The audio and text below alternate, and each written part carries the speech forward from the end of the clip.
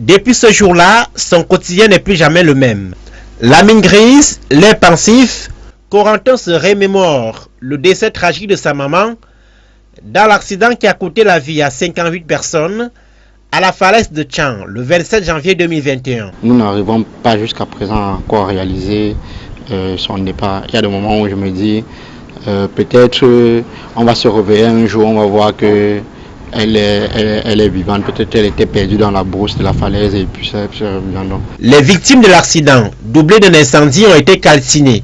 Afin d'accompagner les familles frappées par le drame, le gouvernement s'est engagé à identifier les corps calcinés et méconnaissables pour la plupart. Lors des obsèques qu'il a prises dès le 3 septembre dernier à la place des fêtes de Tchang, le gouverneur de la région de l'Ouest a indiqué que ce travail a été fait. C'est l'occasion pour moi de saluer l'expertise du professeur Eno George Orok, spécialiste de pathologie anatomique et forensique, directeur de l'hôpital régional de Bafoussam, et toute son équipe qui ont procédé avec professionnalisme à cet exercice délicat d'identification des corps entièrement calcinés.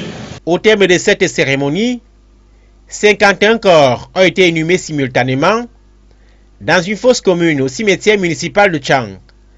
Les 7 autres restants ayant été remis aux familles.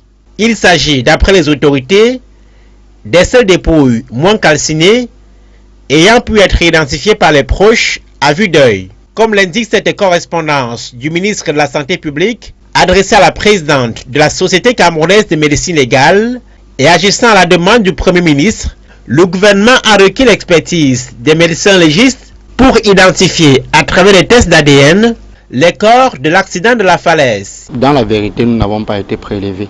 S'il fallait même que quelqu'un soit prélevé, c'est moi qu'on devait contacter puisque c'est moi qui avais le contact de la préfecture. Et mes autres frères ne m'ont pas dit qu'ils ont été prélevés. Non, ils ne l'ont pas été. Ils n'ont pas été. Donc nous aurons bien voulu que cela soit fait, mais malheureusement ça n'a pas été fait.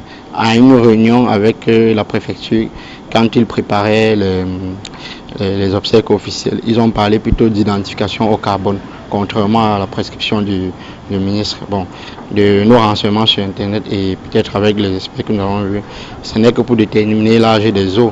La Société camerounaise de médecine légale conteste également la qualité de l'expertise ainsi que la fiabilité de l'identification dont parlent les autorités de l'Ouest. Quand on fait l'identification d'un corps, il y a des prélèvements à faire. On prélève sur le défunt. On prélève sur ce qu'on appelle la parenté, c'est-à-dire que la mère, la personne proche du défunt. Tout est conditionné, c'est-à-dire que ça nécessite un conditionnement spécial et c'est acheminé dans un laboratoire de génie génétique particulier qui a habilité à faire ce type de test. Quand l'analyse est faite, ce laboratoire vous renvoie les résultats. Il y a un rapport qui est établi. Equinox Télévision a pu échanger en off avec d'autres familles qui confient n'avoir pas été prélevées. Alors qu'il était prévu une remise des dépouilles à leurs proches, c'est au cimetière municipal de Tchang que l'inhumation collective a eu lieu face à la méfiance des ayants droit confus. L'exhumation est possible. L'exhumation est possible. L'analyse des tests, l'analyse d'ADN est faisable, corps par corps, pour que chaque corps soit remis à chaque famille et inhumé avec dignité, comme on le fait dans la région où des corps ont été brûlés. Le gouvernement n'ayant pas dessaisi les médecins légistes de la mission d'identification, l'équipe des experts dit continuer les travaux préparatoires à l'identification des corps. En référence aux pratiques comme le culte des crânes, des voix s'élèvent pour dénoncer les violations des articles 8 et 17 de la Charte africaine des droits de l'homme sur l'exercice libre de la religion du fait de la privation des familles des restes de leurs proches et le manquement à l'article 18 du Pacte international des droits civils et politiques au sujet de la liberté de manifester sa religion ou sa conviction par le culte et l'accomplissement des rites des textes internationaux auxquels l'État camerounais est parti.